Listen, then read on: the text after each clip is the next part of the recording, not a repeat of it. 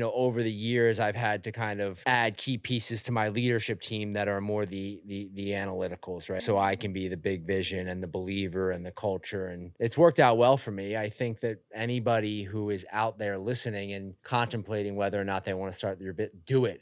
You can always go work for someone else, right? Like you can always go work for someone else.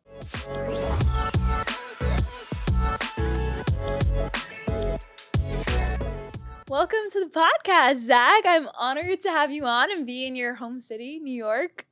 Thanks for being here. I know you had quite the journey because it's like 90 degrees outside. Yeah, I went back to my roots. I tried. The subway is always quicker, without a doubt. I'm just stubborn and I take Uber way too much. But I decided today I was going to take the subway and it backfired on me. So I'm apologizing for being late. No, I've been taking Uber has been backfiring me this whole week here. Yeah. I'm faster on my feet. Yeah, I agree. But I'm honored to be sitting with you because you do it all, truly. And I discovered you from everything you're doing with release recovery. And Yep. I think it's just so profound. And anyone who's living a life of service and purpose, I want to have them on the show. So Thank you. I'm honored to have you on and would love to start there with, your journey. Could you take us back down memory lane on who is Zach?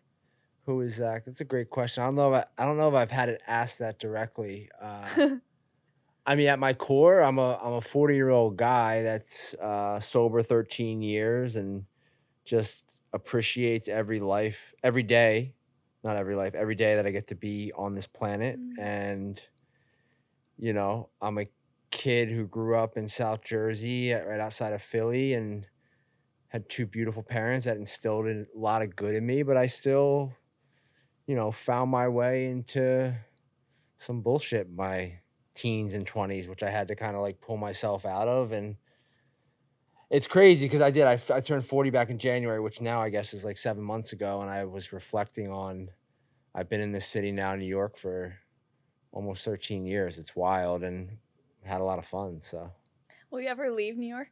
Yes. Really? Yes. I thought you were going to say no. Oh, absolutely.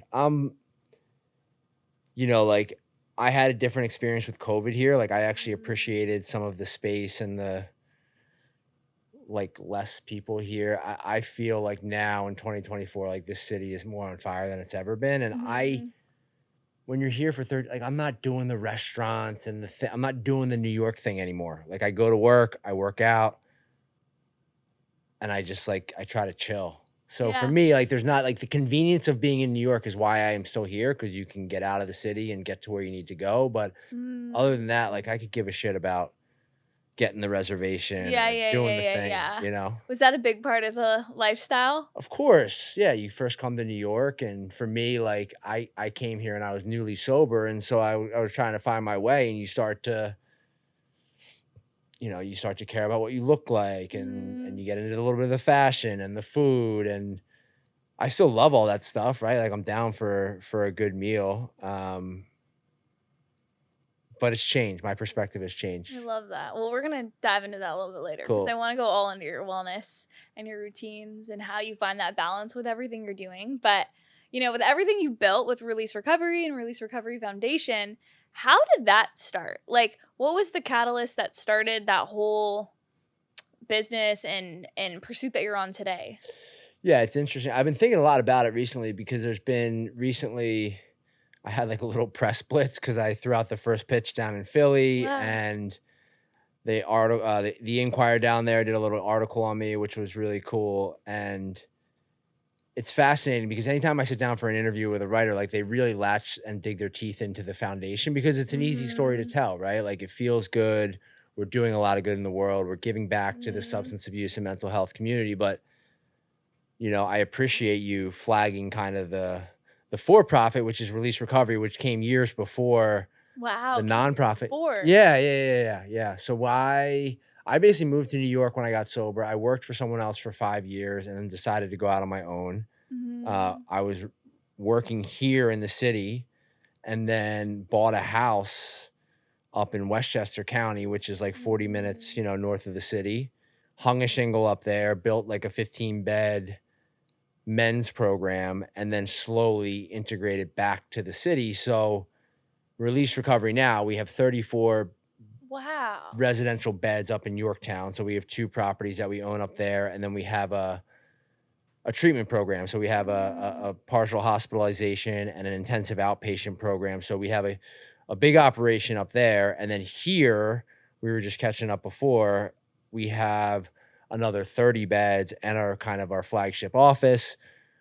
So 64 beds in total. We have like 80 employees now. I mean, it's crazy. Like literally we hung a shingle and here we are, 7 years later. It's been a wild ride. 7 years in the Yeah. making. When you were about to start this whole thing, in your head, like at that time, was there any limiting beliefs holding you back? Because I think a lot of people listening, it could be a different type of business, right? Everyone has this and I believe everyone has it. They have this passion that they want to pursue, this inner whisper inside that's like, you should do this, go after it. But then sometimes it's not logical to other people whose opinions matter, or they get in their own way of giving themselves permission to execute. So I can only imagine going down something, because no one's doing this. So there's no one that you were they're Yeah. successful at it. So what was that like? You ever heard paralysis by analysis, Mhm. right? So that's something my dad always talked about. And for me, I never doubted it. I just never had that I am someone that refuses to believe you could say no to me. I love this. You Yeah. could say no to me. I'm like, okay, when are we doing it?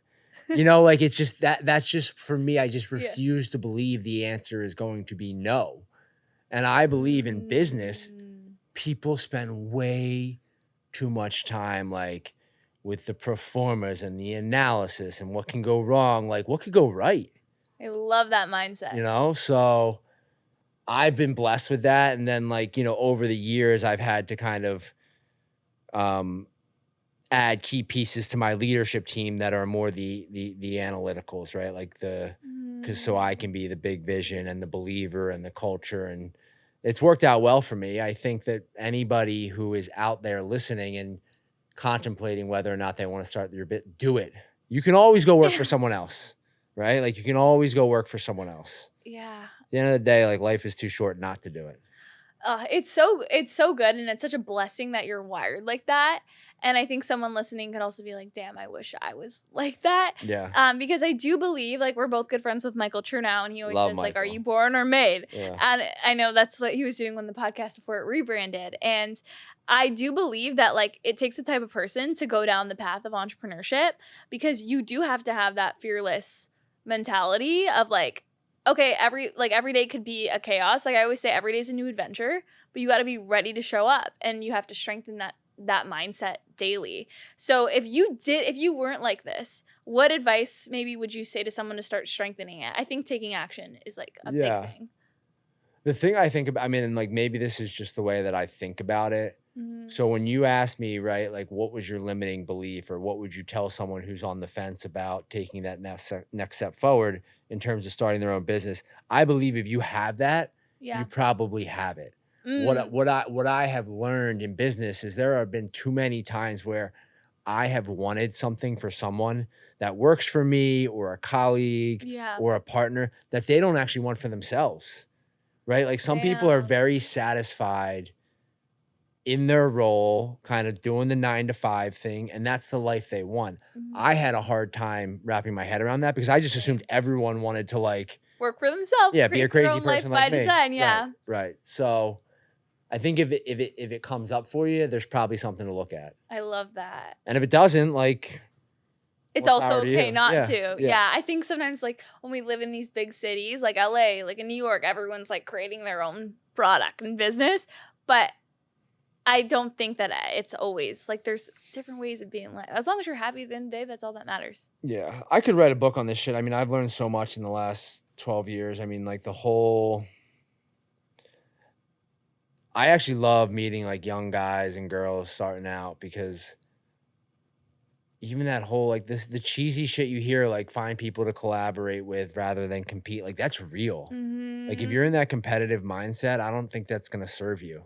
I also believe in the abundance mindset. Like, Yep. abundance breeds more abundance. Like, whenever I go into I work in PR, so I do so many meetings. Like, I meet with every brand, every talent. I was saying to Wolf when I came in, like, I've been doing so many, like, new talent meetings just to let them pick my brain on, like, business and help them out. Like, I just think that when you approach everything from, like, how can you add value, it comes back so much. Mhm. When you approach your business from that landscape, like, so much comes back. Talent management thing's crazy. I don't know how you do that shit. I mean, I don't know either. Sometimes every day.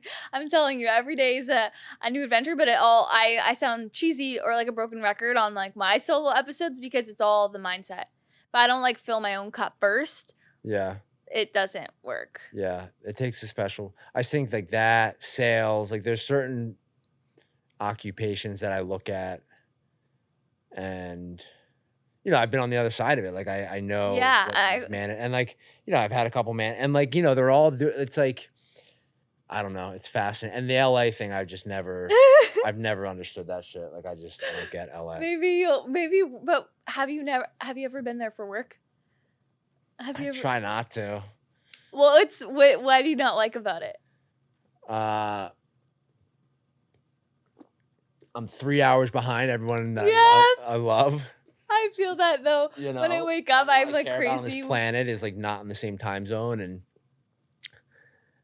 I don't know. I think this like the and maybe this is gonna sound however it's gonna sound, but like growing up, going to like Philly sporting events and Yeah. being partying in Philly and coming up there, and then living in New York, like that's a dangerous cocktail, and like I think I just crave that kind of like Northeast. I love that. I also believe that like it's a different vibe, especially for me going back and forth. I thrive here in New Hmm. York and I like meet people and I just feel like we're on the same page. It's just like this understanding. And I definitely can see the differences. Like you definitely where you are, like your vibe attracts your tribe. And I think that, yeah, the coasts are definitely different like types of people, Yeah. depending on the lifestyle. I mean, I love a lot of people that are in LA and love LA, but I don't know. But my like I say that my relationship with New York is probably not healthy. Like the way that my life is set up, like if I am in this city, I immediately associate it with I'm working, I'm grinding. It's 12 to 14 hour days. Like Yeah. gotta be up at 5:30 and get the workout in and do the thing. And so like that's Mhm. why it's so important for me to kind of get out. It's amazing. Anytime I go over the bridge or through the tunnel, like the mind just like clearing as you're leaving the city. It's a powerful Mm. thing. Yeah, I wasn't gonna go there now, but would love to hear like how you do like what are your mindful practices now, especially like being such a leader in this space of like mental health. How do you make sure that you're always nurturing your own mental health and well-being at this stage in your life? Well, most leaders struggle with the shit they're so, leaders of. They've probably Mm, had the struggle, and that's definitely my story. I mean, like for me, currently, what I'm working on is the phone. I mean, the phone is boundaries with it. the phone is a deadly place, man. It just is so. Look, for me, on a good day, I will say this: I wake up, I have a half hour in the morning where I'm getting the hydration going, so I'm drinking Yeah. water. I'm not looking at the phone right away. I'm taking time to look inward. I'm meditating, saying some Mm, prayers, and then slowly like start to like get into the day. Really good day. I'm getting my workout done like first thing. which is what kind of workout do you like? So I just finished I'm a runner. I just finished a marathon block, so I'm actually trying to lift some weights right now because my body's Mm, just wrecked, but when I'm in a marathon cycle, like I will get up and I will go for an 8 to 10, 12 wow. mile run, like in the morning and try to knock that out. I also feel like for me, it's a great mental health tool, right? Like movement and clearing the Mm. mind and the dopamine rush. Like my most productive days occur after I've worked out in the morning. When you run, do you listen to anything like Music. I'm not gonna what kind of bullshit you. Like music? it's music on the loudest possible Yeah. volume, and my playlist would probably expose me. I mean, like I have, Me it's too. everything from like Meek Mill to like Elton John, I like it's just, love yeah, this. I'm like all over the place and I like, it's just, It's therapy though. yeah, It's it's great. truly. It's the best. No, I love that. I think that's so important. Like anyone who exists, I feel like everyone needs like a physical well-being, like a wellness routine and habit stack. Yeah, it's sad. I mean, like, look, I've worked in behavioral healthcare now for almost 13 years, and we talk about this all the time. Right? Like any rehab you go to in America, Mhm. the most popular place is the Butt Hut, which is the place where all the patients go smoke cigarettes. Which for me is heartbreaking, Mm. right? Because you're in this program, you're trying to better your life, you're trying to get healthy, and here they're like promoting this kind of social gathering around the one thing that's probably going to kill you quicker than anything else, which is Mhm. cigarettes. And so it's something I've talked to Michael about Chernow is like, how do we incorporate the plunge, the diet, the movement, the sauna, the contrast therapy, like all the kind of biohacks that And are it starting truly to get, works. yeah. Like makes you feel I so hope different it works. that I you mean, don't want to do I anything. hope it works. I don't think we fully know, but I hope it works. All Have this you guys bio, introduced those protocols into like how we're you're helping starting to. people? We're starting to. So that was my point though. Like, how do you mold that with like the really good psychiatry and the therapy? And if you bring those Mm, together, then you're really talking about like the holistic approach, right? yeah, But a lot of these treatment programs, you'll go away they and don't have that. they'll give you a pack of cigarettes, a pint of ice cream, and just say stay sober and everything will work out. So Mm, that's crazy. You're gonna be, because you guys are the first doing that. You guys are gonna be a really solid case study for hopefully some real change in yeah. other areas. No, I mean, look, I was at the 100-year gala for the American Heart Mm, Association like 3 weeks ago. And the guy speaking basically said, 100 years ago, when you had heart disease, it was a death sentence, mm, right? Like, and in a lot of ways today, and look at where we are today, right? Like, you yeah, have heart disease, like you're most likely going to live, right? yeah. Like, they're so well advanced in the treatment. I feel that way with the brain and with addiction and substance. Like, if you have this thing, there's a pretty good chance you're going to die from it. If you don't get sober. Mm, Alcoholism and or drug addiction. I mean, it's a killer. And mhm. so my hope, right, is that I'll be long gone, but 100 years ago, there's some gala, maybe the Release Foundation gala, Yes, and your there is someone gala. standing up there saying, 100 years ago, if you were given this diagnosis, it wasn't pretty, but now we have made these advances. And truly, that's gonna happen. Hopefully. No, I I believe don't that. know. I mean, it's the emotions behind I don't know, have you spent a lot of time with people? Like, are you familiar? Has it touched you personally or Not personally, but living in LA and like being in in Malibu, there is a lot of yeah. Oh, rehabilitation yeah. Oh, centers, and a yeah. lot of That's my the capital of the world right there. yeah, and a lot of my friends have had partners who are like, especially being in the talent space, Mhm. the celebrity influencers. I've been more recently growing up in outside Toronto. No. And then when I moved to LA and I'm around people who on the surface look like they have everything and they have, all the money in the world, they have like on Instagram like the perfect relationship. Those are the ones that I've seen behind the scenes like really struggling and then Yeah. go to these rehabilitation places and centers in Malibu, and I have learned, it's opened my eyes to a lot of things, and it's really sad because it's, at least what I've been exposed to, it's always the ones who never think. Yeah. And I've seen this like commonality of like what types of people it happens to. And yeah, it's really sad because so far, so like some of the events that I've been to, it's everyone gathering and the founder of it saying like there's no solution still. Like we need to Yeah. keep going. And then the stories as well that I've heard from people who've lost brothers and sisters, it's not their Yeah. fault. Like the person. I mean, there's a solution. People just don't always like what the solution is. I mean, it's community, Mm, it's humility, it's surrender, it's acceptance, it's like I always say with my story, like I was 27 years old, strung Yeah. out on heroin, living on a cardboard box, not by choice, but not because I had to be, but by choice, because I just figured my family didn't want to see me. And it wasn't a doctor or a Mm, therapist or a friend that saved my life. It was a bank teller, right? Like she knew that I was trying to cash this check and because I was hanging out in Camden, New Jersey, where she probably saw a lot yeah. of people like me coming through. And instead of calling the police, she called my dad. Wow. And that's what I always talk about in my story because, you know, that doesn't happen with cancer. Mm-mm. Like that moment doesn't happen with cancer or heart disease or diabetes. Like it's that human connection. It's that unbelievable level of kindness that she displayed in that moment, and she saved my life. And this is the only Mm. disease or illness, however you wanna call it, in the world where, I don't know, it doesn't take a doctor. Sometimes it just takes an Mm. act of God or a moment of clarity to set you off in the other direction. It's so profound too that it can just take one person Yeah.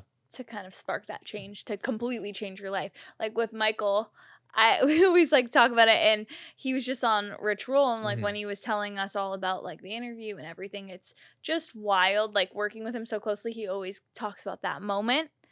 And it's crazy because if you would have like commit suicide and like given up, like the life that is lived now wouldn't have existed, and the amount of people that you're touching, right? And he's touching through your brands and what you're creating in the world with your businesses and your movements and everything wouldn't be here. It's so like it's wild to me to even think like how many people we lose because they don't get that chance. Yeah.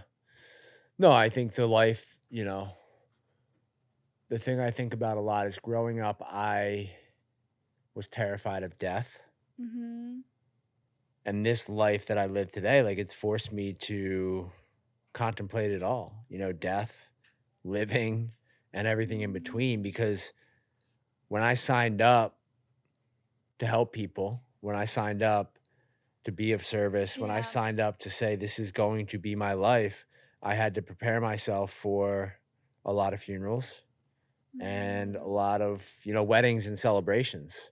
There's no real in between Yeah. in mental health and substance use disorder. So,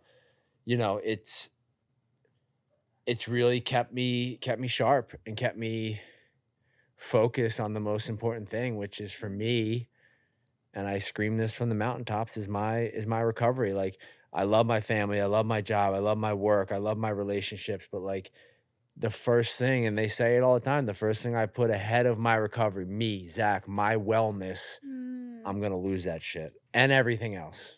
Mm. I love that. Yeah. Like how and you're like someone who uses your story to share it with the world, and hopefully and you do, and spark change in others and create a movement Try. and create so much. No, you are.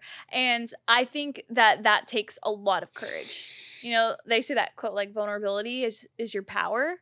And I'm sure you come across so many people who are struggling silently and like finally open up, or maybe there's people listening who are just they have men who maybe have too much ego to like say that they're struggling, or like women. And in your experience from being someone who's like leading by example and leading with that vulnerability, have you seen you leading by example inspire other people to open up and break down? Is that what's like keeping you? Yeah. So the question is like, why do I keep doing it? Is that Yeah, and almost like with being so vulnerable and like being open to share your story, are you seeing the effects of that tenfold in other people having the courage to speak up? Yeah, I mean, like, the real talk is like walking today to this interview in my head. I'm like, who the fuck cares about my story? Because you tell it so much, like Mm, it starts to wear on you. And then you have the moment, yeah. you get the DM, you get the phone call, you have the text message because, as human beings, like, I don't think we come out of the womb built to just talk about ourselves so much and share so much of our stories. But I've, obviously chosen that path and I'm comfortable with it at this point. Um, but it just never gets old. Like watching someone get this thing, Like, I hope for you and at one point in your life, as sad as it or as scary as it'll be, to watch someone who's, like, entering into rehab or in their darkest moment and to watch them, like, leave the darkness and come into the light and blossom into this, like, incredible human being that you know they can be. Mhm. There's nothing like it. There's nothing like it watching someone recover, and, I think for me, it's a fascinating world we live in, social media as, wild as it is. It's funny, like, I look at some of these posts, I'll put something out there, and the views will be way up and the shares will be way up, Yeah. but the comments and the likes will be down. So I'm like, people are watching this shit. People Interesting. are sending this shit around, but they don't want anyone to know. You know what I mean? Like, they don't want anyone to know. Yeah. Like that's what my mind That tells. is crazy. That's what that shit'll tell me. And I'm like, I almost believe Wow. that there's like people that kind of just like and then one day they muster up the courage to put their hand up and ask for help. I mean, sometimes it takes years. Wow. Sometimes it takes years. So, What advice would you have for someone who is trying to find the courage to speak up? Or like, is well, there a way to I lean tr into it and like, yeah, I mean, look, or is it just like a when you're ready, you can't there's a force lot it? of different degrees of this thing, Yeah. right? And I think what scares people away from asking for help is they feel like once they ask for help, they're committing to never drinking again and never doing drugs again and being in therapy and not seeing old friends and all that shit. And I think that's a huge misconception about this. Mhm. Like, for me, if I have someone who's on the fence, I say, try to not drink for a week. Try to not drink for 2 weeks. And if they can do it, then I'm like, all right, well, maybe you don't have this thing. But a lot of times, if you tell someone to do that and on night 3, they're drinking and whacking them back again, I'm like, dude, if you don't have a problem with alcohol, right? If you really don't, and that's what you're telling me, why can't you not drink for a week? Mm. Why can't you not drink for 2 weeks? And they'll give some bullshit answer, and then typically they come back around in 6 months, I was on the phone with someone this week, like, it's clockwork. Every 6 months, I get this phone call. Wow. "I'm ready, da da da da, another weekend of this and that." And I'm like, "Alright, man, like, what do you wanna do?" Yeah. But then when I make the suggestion, like, "Why don't you try rehab? Why don't you try therapy? Why don't you go to an AA meeting?" Like, whatever the things Mhm. are. "No, man, I think I'm just gonna get in shape again." "Alright, I'll talk to you in 6 months." Like, Mm. so I think this is something you can try before you buy. I've never talked to someone that's gotten sober. I've never talked to someone that's gotten sober and said, "This is terrible." I mean, Their life changes for the better, and they live a life of yeah. their wildest dreams. Do you know Gabrielle Bernstein? Are you familiar with her? Remind me? She's got a best-selling author, New Yorker through and through, podcast. Uh-huh. Okay.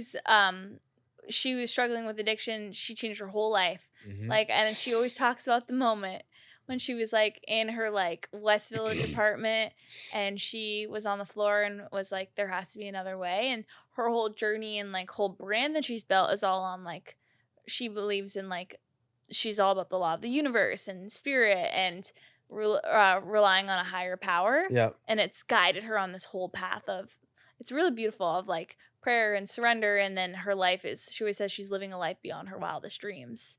And it was all because of like she went to her first like AA meeting and her whole life changed. Yeah, I And think for me, like, the thing with that, because I can get out there with that shit for real, mhm. and, like, the thing I came to understand, because everyone's like, "Do you believe in God? Da, da, da, da, Yeah, da, da, because I know da, da." Michael's huge on faith too, and like Yeah. that's what got him. I think the bigger revelation for me is, like, I do actually believe in God today, but I think the bigger realization for me is, like, I'm not God.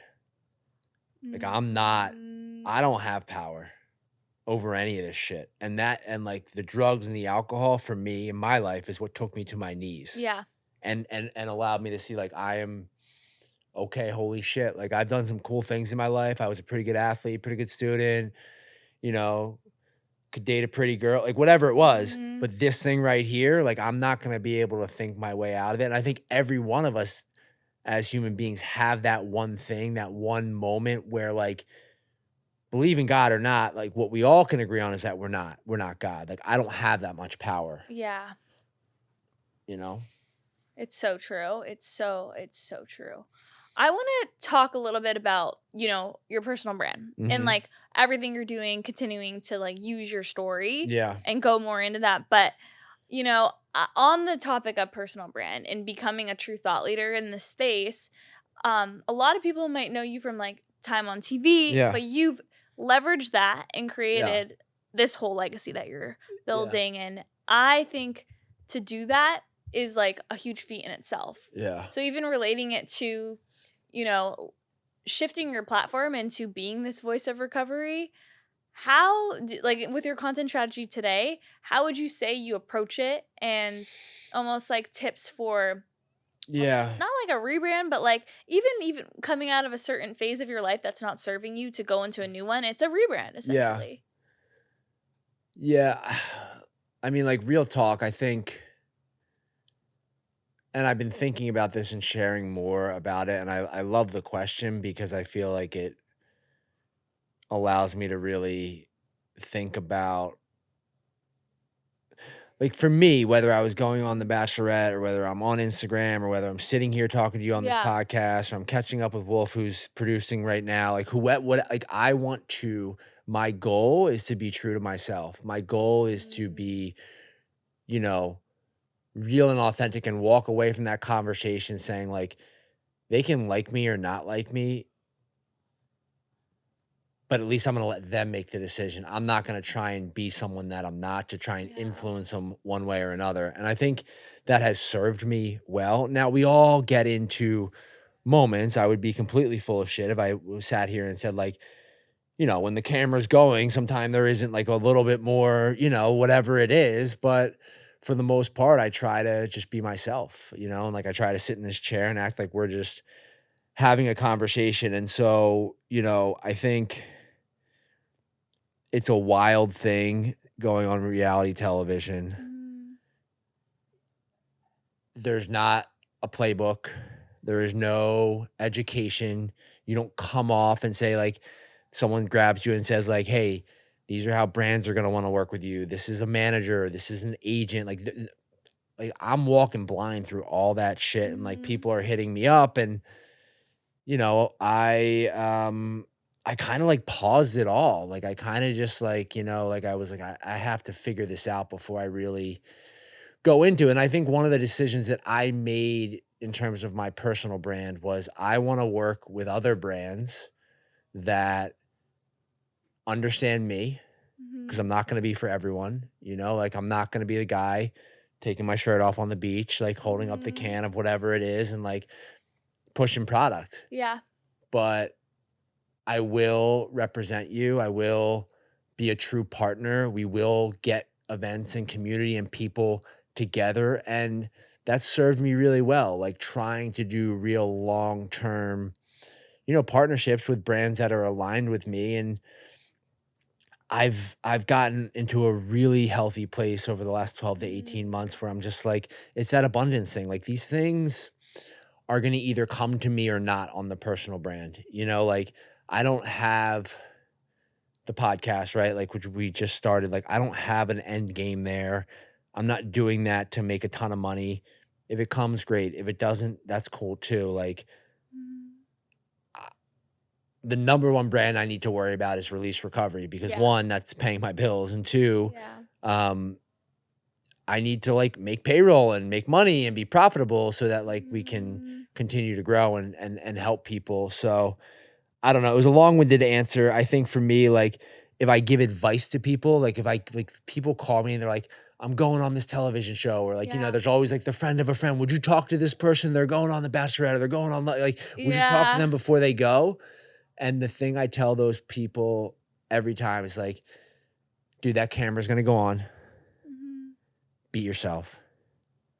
Be yourself. You wanna be at your couch 6 months later watching the television saying, "No matter what happens, that's you. That's me." Mm. Because the people I think that get in trouble, and this is more the psychology behind it, are the ones that, you know, go on TV or pull out their phones or try to do things that are not real or authentic to them, and people know. I also think there's no longevity and scale in that because you can't put on that facade forever. Right. And then when you build this brand that's like not your personal brand, how are you going to continue to Yeah. move in that direction? Yeah. It's scary, and it's like But I also, yeah, on the other side of it, like I I can see how someone can go down that rabbit hole because they're getting the metrics of it, like the yeah. dopamine of like, oh, but I was on that show and I got this influx because in LA a lot of people will, I know a lot of friends even personally, they'll go on like audition and try to get through and like they think their life's gonna change. And that's like the goal to get on because then after you have all this like surplus of audience and then they're like, then I'm gonna get the brand deals, get all the opportunities, and then my life's made. It's not that sweet. Yeah. It ain't that sweet. I take it from me. But Trust also me. too, it's like if you go on that show and you are not a representation of who you are, and then you get home and Yeah. then you start posting about shit you care about Yeah. and like mental health and like like great things that maybe that audience doesn't even care about. Yeah. No, it's been cool for me. Like I know like for me, like I've lost followers I that feel are like probably you're that are like naturally like fans of Bachelor, and I'm not posting about that shit, but I've gained real meaningful champions yeah. of release and the brand and me and recovery and mental health and all the things that I care about, which is beautiful. And I also think like looking at it from like the abundance lens, you probably started from like a base of like whatever the hundreds of thousands of people. Even if you lost some, you still gained so much. Yeah. Because there's Oh, so many yeah. people That in that shit's community who's like, we love this. it's so whack. I mean, the whole social. I mean, like, I don't know where it all ends, but there should be mental health supports baked I into all agree. those apps because it's like it's not. I mean, just like for these kids, right? Like thinking about being a 12-year-old on my phone scrolling and like Yeah. he's got the nicer baseball bat. He's got the, he's bigger than me. He's got the Mhm. nicer hat. Like you just start to compare out. And I had the Nokia like T9 in like college, like that shit was You so didn't much have the easier. camera on it. It's like, yeah, No. it's crazy. And everything's so real Thank God there time. was no cameras when I was, oof, I wouldn't be here. That's for sure. Well, on the note of like content and apps and platforms, you started your podcast, Yes. The Zac Clark Show. Recent. How long ago did you launch it? Listen to every episode. You're the best. I feel like we're like 10, 11, 12 episodes in. So if we did one a week, maybe like 3 months. Like, look, here's the deal with that. I had gotten some like pressure over the years from friends and folks and followers and supporters. Like, you got to do this, you got to do this, you got to do this. And it's just like anything else. Like, I wanted to have purpose. I wanted to have meaning. I'm not going to like come out of the gate trying to get like all these like, celebrity guests. Like, we're just going to try and have some real You have real people. Yeah, real people. Everyone you have on, I haven't heard of. Like, I love the one with your sister. Yeah. I think that was my favorite Thank one you. out of all of them so far. And it speaks volumes of the person who's hosting it, yourself, but then the conversations you're having are so real that they're so captivating. Thank you. The thing that I'm most upset about is the name. Like, when you like these, there's no names left. Like, No, but I'm sitting there. I'm like, what the fuck do you name a podcast No, it's these great. days? Like, it's just It's great because working in my space, there's a lot of talent who will name it something and then they get a lawsuit later because they didn't trademark properly, or like someone who has the name similar, they'll come after you and you're continuing to blow up. So it's your name. okay. I That think makes me feel you better. did a great job. Thank you. Trust me, offline, I'll tell believe you, you. like people are having to change it to their name. Okay. Could never go wrong with using your name. Yeah, it just feels a little I don't know. It's my own shit. Maybe it's fine. No, but it's been good. We've had some cool conversations. And again, it's just like it's that what is your why? Like, what is your North Star? What are you driving towards? And for me, it truly is helping the next person, making this thing available to those who seek it. And like, there's days when I wake up and I just don't want to do it. I don't want to do the work. I don't want to help people. I Mm, don't like it. Like, that's just a reality of life in anything that we do. yeah. But then there are days when I wake up and I say, like, we're going to have this conversation or we're going to do this thing. And I know that by putting this out there, someone is going to change their life. And you never know, too, what episode it will be for someone to hit. Mhm. Because everyone has such a different story. And that's the reason why I love the podcast medium is because, like, you can go in for, like, an hour and they're locked in. Yeah. So I think that medium is, like, the perfect medium for what you're doing to reach more people Yeah. and have the platform to do so. Yeah, it's hard. I mean, like, like people are trying to fit like a 30-second reel. I'm like, Oh. I already overtalk. Like, my message is not going to get through in 30 seconds. I don't, it's just not. The editing post-production is hard because then you have to choose the bites and then fit it in 50. Shorter the better, too. I've learned that. I've seen, like, 15-second reels. They do so much better, but it's like, how? It's an intention game out here. It's nuts. It's nuts. I don't know how you do it.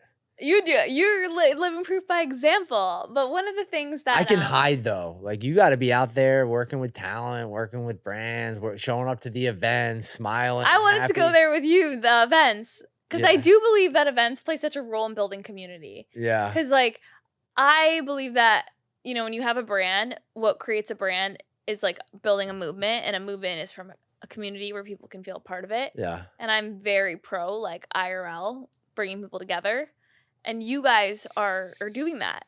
We're doing it. So can you share a little bit about, like, how you guys are doing that and what you guys, because especially in New York, because I know you guys have stuff going on. Yeah, here. we do. We have some good, like, so every Monday night we have a run club, which is all inclusive and open to anyone who wants to come and hang out Yeah. with us in our community, which is super welcoming. And the people that come typically stay. We have a gala every year in May, which like kicks ass. We do it at Tao Downtown. And the purpose of that event is really like, we purposely serve alcohol. We purposely bring people together that, you know, some are sober, some are not, because for someone who's sober, like, we need to see that we can still go out and have those experiences and have fun and walk through nights like that, dance and like do the thing and wake up the next morning and be like, oh, I didn't actually have to drink, you know? So events like for me that are mine and I know people that are going to be there are fine. I don't know how to say it. Like, I get like I don't know what's changed in me, and maybe I don't know, but like I just get social anxiety going to events where I don't know people and I'm like expected to walk in the room, and you know, maybe that's just this whole, like, I don't take myself too seriously, but like you walk into these events, you walk into these rooms and have to explain kind of like who you are and what you're doing. Yeah. I don't know. It's just I struggle with that stuff. And you know what? I don't think it has to be for everyone. I think that, like, I always, in my space, because it's all events, it's so funny. I'm laughing because yesterday I went to an event that was that. It was 70 entrepreneurs, and it was like, I didn't know it would be like that, but they would tap you on the shoulder and you'd move to the next person, and it was exact. And I laugh because so I was sitting at the table. I was like, this is an introvert's worst nightmare because you can't leave.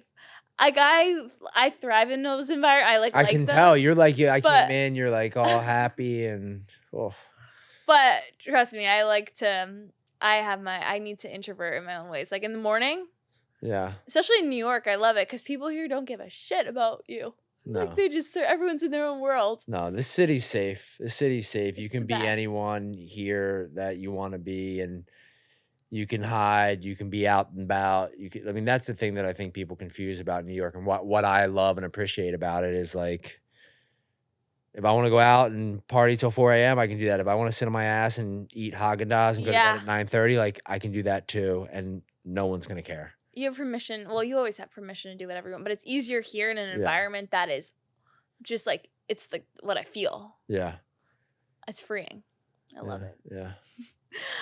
What are you excited about with what's coming? You're doing a lot of things. You have the podcast, Yeah. you have two sides of Release Recovery Foundation and then Release Recovery, the for-profit business. Like, what is in the pipeline? I know you're like working away at your headquarters. Like, I love, like, look, like, the truth is, like, investing, entrepreneurship, nonprofit work, my own personal brand, the podcast, like, I love it all. You know, I yeah. love it all. I think I work with a business coach. And so, like, every week we are, we talk about, like, being ruthless with our time and, like, learning to say no and, like, only travel when mandatory, so we're trying to work towards a more refined and defined schedule. So that's, like, what I'm currently working on, right? And it's been really incredible to, have meetings that I say, "Hey, I think this person within the organization is better for you to talk to than me," right? That's been really humbling.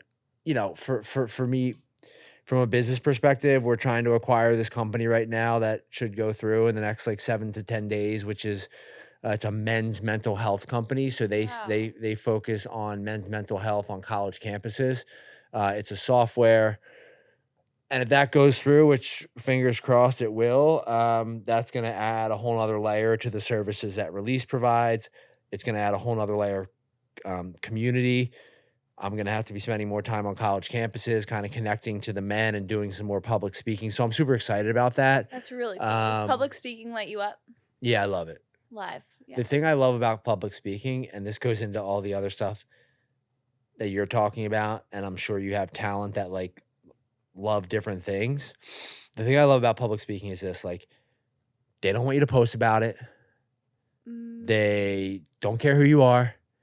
Like, the universities, like, they just want you to come in and deliver a yeah. good message because they're focused on their students or whoever it is that you're talking to or the business, right? Like, they're not doing it for the clicks or the likes or, like, so for me, it feels very pure. Like, I get to, and then what I say is, like, I will hang out after, I will take a couple of the students out to eat. Like, so then it Wow. really feels like there's an actual connection. I'm not just, like, flying in and flying out for some bullshit agreement that I'm not about. Yeah. I love that. Yeah. So there'll be more of that. And then, we get into the fall here in New York. Like, I'm gonna try and take some time in August and just chill out. I think this will be my last kind of interview for a little bit. And then, we get into fall in New York here and it's like marathon season. It's like we have 100 people that run the marathon and we raise a bunch of money. And so it's just my body knows where we are right now, like my body Yeah. knows and my spirit knows we're kind of like heading into August and it's time to kind of reset and I reboot. love that. Yeah. That's amazing. How can the people support you? How can we stay connected? Oh man. How can we support in other ways? Like, what areas can everyone add value to you? Because when you are leading and doing on this mission that you are, I just know Yeah. anyone listening would want to know how to add value. And the biggest thing I think with having a podcast that's so heavy in like the entrepreneur space, so many people want to help, but then they don't know how. Yeah. I mean, there's two ways I can answer that question. I can give you the stock answer, which is like releaserecovery.com. Yeah. You can go follow me on social media, which is like at ZW Clark. You can DM me. We can connect. We can take a meet, like whatever it is, Release Recovery Foundation. Google it. It'll come up. Yeah. They're like, We'll link it all in the show I'm notes not a too. ghost, like you can definitely find me. The more complicated answer to that question is like how you support me and how you support this world that we're living in. It's just like, I always kind of say like, you don't have to like everyone, but you have to love everyone. And that allows you the opportunity to have an open mind, especially when you're dealing with the stuff that I deal with on a daily basis, which is like people that are struggling with substance use disorder, people that are struggling with anxiety and depression. Like, trust me, they already feel bad enough. So you telling them how to do it or what they're supposed to do is not gonna help them. So what I would say is like how you really support me is like keep an open mind and love one another and, just understand that, with all the political shit going on right now, like I believe the biggest issue in our world is loneliness, like loneliness. And so that's some more philosophical kind of like That's a beautiful answer. Yeah. That's a mic drop right there. Thank you. It was a pleasure to be here. And I hope I do these things, because I've done a bunch of them. It helps one person. We did our job. I'm going to link your podcast. When do you drop episodes and where? Zac Clark Show? Yeah, Tuesdays I think we've been doing, but we're kind of just mixing it. Like we're just having fun with it. But it is Yeah, so Tuesday. good. Yeah, So thank we will you. link that. Thank you. Podcasters, go over to Zac Clark Show. Thank you.